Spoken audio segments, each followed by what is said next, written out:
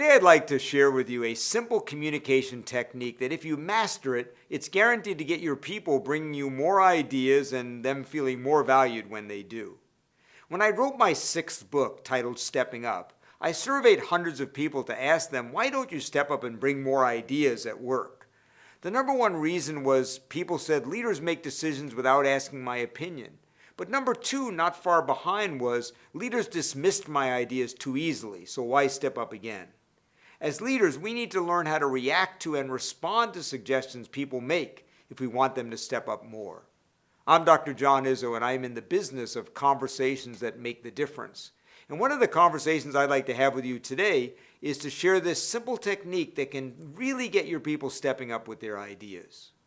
Now, when people bring us ideas as a manager, as a leader, or give us feedback, this is a critical moment of truth.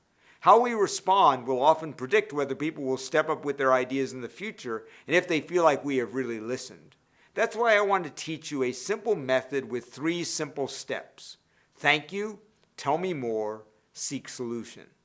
To illustrate, let's walk through a real example. Say you're a manager or leader and someone comes to you with an idea. They say, our team meetings are really boring with all those reports from every person on what's happening in their team, and it leaves almost no time for real conversation. I suggest we have everyone put together a written summary of what's happening in their team ahead of time, send it out, and that will leave time for the real stuff. You happen to be really busy that day, and your first thought is not positive, but you want your people to step up and bring their ideas, and you want that person to feel valued for doing so. So let's apply the simple 3 steps. First, thank you. Say, thanks for bringing me that idea. I'm glad you care about our meetings being more effective. Once you've thanked them, you may be tempted to say, but.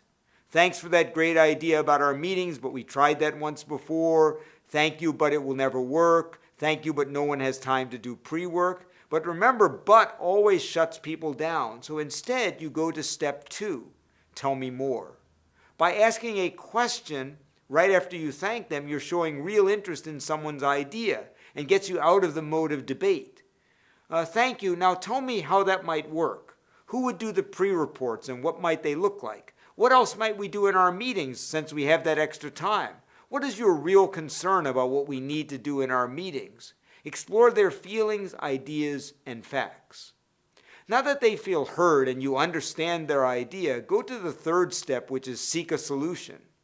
You see, the temptation is now to give your verdict. Having heard your arguments, I am not swayed. Pre-work is a lot of work, no one has time to do it, and many people won't read it, and they need that information. But what we want to do is involve the person in solving the problem and seeking a solution together. So instead, I might say something like this. I love your great ideas for our meetings. My only concern is that doing the pre-reports could take a good deal of time, and people are pretty busy already.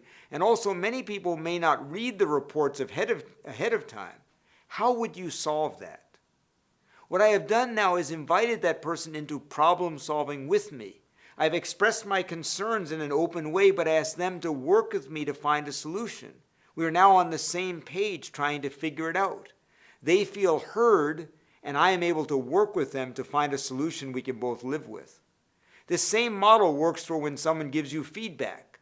Thanks for caring enough to give me some feedback. And then instead of making a statement, ask a question. Tell me more about what you observed.